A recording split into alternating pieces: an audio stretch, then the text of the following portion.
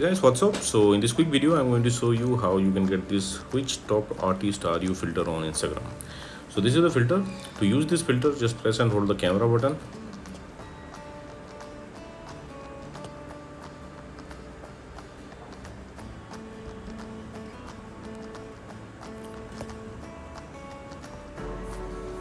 Okay, that was it. So to get this effect on Instagram, what you can do, visit the creator profile. Eddie is the creator of this effect. You can follow him to unlock all his filter to your Instagram camera tray. He's having some awesome filter.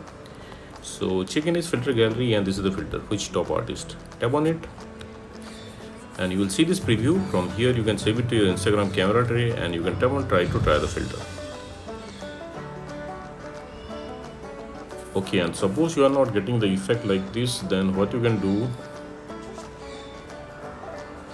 visit this website. Link to this website I will give you in the description box below. So here in this website you will see link to the filter.